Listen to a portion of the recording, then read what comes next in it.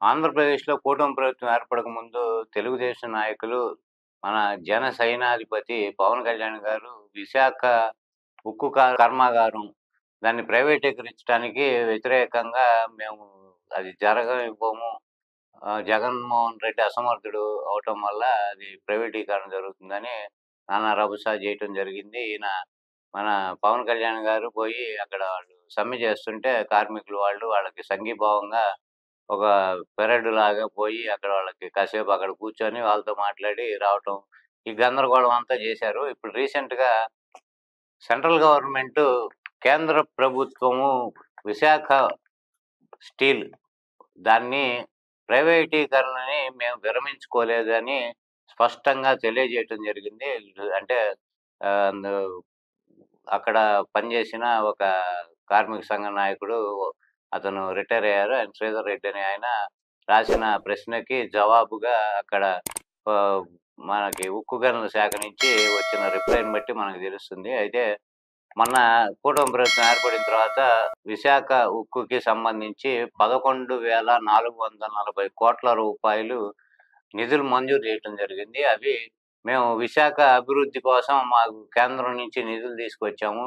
విశాఖ ఉక్కుని ప్రైవేటీకరణకి వ్యతిరేకంగా మేము ఏదో పోరాడి సాధిచ్చామని ప్రజలకి మాయమాటలు చెప్పి కల్లబొల్లి కబుర్లతో ఇంతవరకు కాలం గడిపారు. ఇప్పుడది అదంతా అబద్ధం అని తేటతెల్లమైంది. ఈ 11,440 కేంద్ర ప్రభుత్వం మొన్న ఎందుకు కేటాయించింది అంటే, వీఆర్ఎస్ తీసుకున్న వాళ్ళకి ఇచ్చే సెటిల్మెంట్‌లకి గాని, తర్వాత అక్కడ కాంట్రాక్ట్ చేసిన కాంట్రాక్టర్లకు గాని, తర్వాత విశాఖ ఉక్కులో ఉన్న ఈ బ్యాంకు ఏవైతే బ్యాంకు బకాయిలున్నాయో, బ్యాంకుకి చెల్లించవలసిన బకాయిలు, ఈ 3 క్లియర్ చేయటం వరకు మాత్రమే ఈ నిధులు ఉపయోగించాలని కండిషన్‌తో ఇవ్వటం జరిగింది. ఇవి ఎందుకంటే ప్రైవేటీకరణ చేసేయటానికి కొత్తగా ఎవరైనా కొనుక్కోవాలంటే ఏదైనా కంపెనీ దాన్ని, వాళ్ళకి ఈ బ్యాంకు బకాయిలు ఉండకూడదు. అట్లానే ఈ వ వీఆర్ఎస్ వాళ్ళకి సెటిల్మెంట్‌లు గాని అవి కొత్తగా తీసుకునే వాళ్ళకి సంబంధం ఉండదు.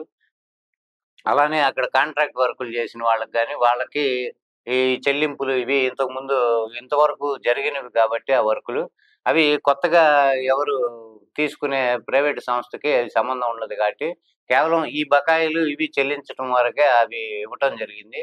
ఈ రోజున కూటమి ప్రభుత్వం జనాల్ని ఏ స్థాయిలో మోసం చేసింది ఈ విషయంలో, విశాఖ ఉక్కు విషయంలో అనేది క్లియర్‌గా పబ్లిక్‌గా తేటతెల్లం అయిపోవటంతో దిక్కుతోచని పరిస్థితుల్లో ఎంతసేపటికి ఇప్పటికీ 11 సీట్లకు మాత్రమే పరిమితమైన వైసీపీ పార్టీని, జగన్మోహన్ రెడ్డిని పొద్దుగూకులు అందరూ అదే పనిగా తిట్టటం, వాళ్ళని విమర్శలు చేయటము, లేపోతే ఈ పాతవి ఏవో తీసి కేసులు పెట్టడం వీటికే సరిపోతుంది గానీ, అభివృద్ధిలో గానీ, లేకపోతే ఇట్లా జనాలకి ఇచ్చిన హామీలు నెరవేర్చటంలో గానీ వెనకబడి వాళ్ళు ప్రజల నుంచి చాలా తీవ్ర వ్యతిరేకత ఎదుర్కోవటం అనేది ప్రస్తుతం జరుగుతుంది. అలానే ఇప్పుడు రీసెంట్‌గా తిరుపతిలో గాని, కొన్ని చోట్ల మహిళలు ఆర్టీసీ బస్సు ఫ్రీ అని జెప్పి వీళ్ళు అధికారంలోకొచ్చారు గాబట్టి, ఆర్టీసీలో బస్సులో ఎక్కిన మహిళలు చాలామంది జ చంద్రబాబు నాయుడు బహిరంగంగా మీటింగుల్లో ఎలక్షన్‌కి ముందు మహిళలకి ఆర్టీసీ బస్సు ఫ్రీ అని ఏదైతే చెప్పారో ఆయన, ఆ వీడియోలన్నీ కండక్టరు టికెట్ అడిగితే ఆ వీడియోలు చూపిస్తున్నారు ఆయన కండక్టర్లకి. అలానే మేము టికెట్ తీసుకోము. ఇదిగో చంద్రబాబు మాకు ఫ్రీ అని చెప్పాడని చెప్పి, ఇది చిలికి చిలికి గాలి వారయ్యి ఎక్కడి వరకు దారి తీస్తుందో తెలీదు. అట్లానే ఇప్పుడంటే ఈ ఆర్టీసీ ఫ్రీ బస్సు పథకం గురించి ఇట్లా తిరగబట్టం అనేది ఇప్పుడే బిగిన్ అయింది. ఇక రాను ఇంక మిగతా హామీలు వీళ్ళిచ్చినవి గూడా ఇక రైతులు గాని, లేకపోతే నిరుద్యోగులు గాని, వాలంటీర్లు గాని, వీళ్ళు అన్నీ గూడా ఇక ముందు వాళ్ళు ఎట్లా రియాక్ట్ అవుతారనేది వేచి చూడాలి.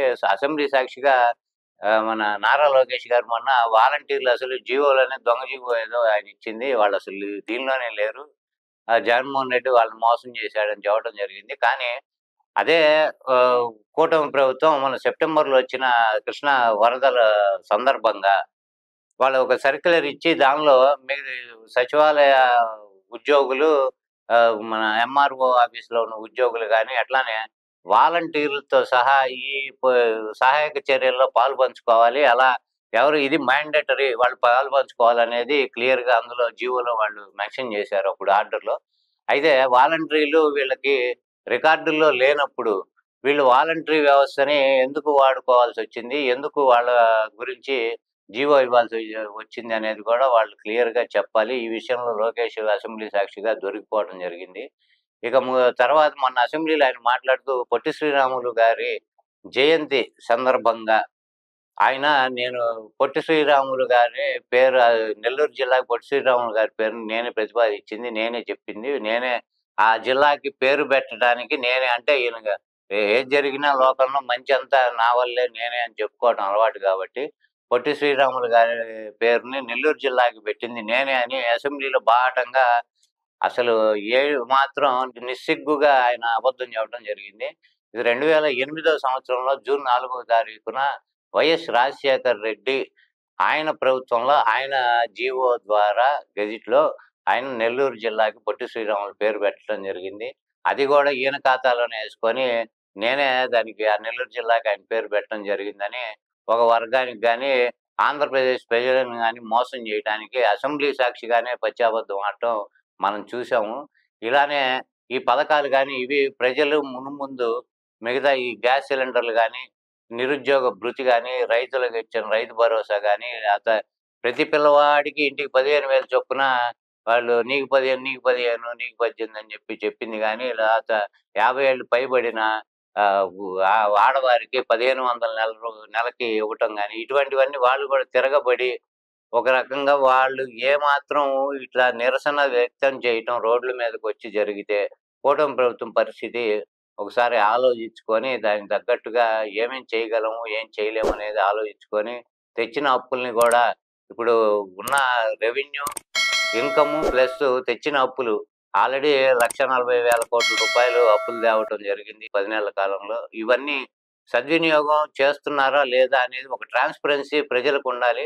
అంతకుముందు ఇదే ఆదాయంతోను అప్పులు గూడా మనకన్నా తక్కువే చేసిన అంటే తక్కువే అంటే ఇది పార్లమెంట్ సాక్షిగా ఫైనాన్స్ మినిస్టర్ నిర్మలా సీతారామన్ గారు చెప్పిన విషయం గాబట్టి, మీకన్నా అప్పులు చేసిన జగన్‌మోహన్ రెడ్డి ఇదే ఇన్‌కమ్‌తో ఆయన ఇచ్చిన హామీలని గాని, ప్రజలకు ఏవైతే హామీలు ఇచ్చారో అవన్నీ నెరవేర్చడం జరిగింది. మనం ఇన్ని అప్పులు తెచ్చి ఇదే రెవెన్యూ ఉన్నా గాని మనం ఎందుకు ఈ పథకాలను ఎందుకు అమలు చేయలేకపోతున్నాము అనేది వాళ్ళు ఒక ప్రజలకి ఆహ్, ఒక తేట తెల్లంగా నిజానిజాలు నిర్భయంగా చెప్పి, వాళ్ళని గనక ప్రజల్ని ఒప్పించగలిగితే, ఈ కూటమి ప్రభుత్వానికి మనుగడ ఉంటుంది. లేకపోతే ప్రజా వ్యతిరేకత తీవ్రమయ్యి, వీళ్ళు చాలా ఇబ్బందులు పడవలసిన పరిస్థితి రాబోతుంది.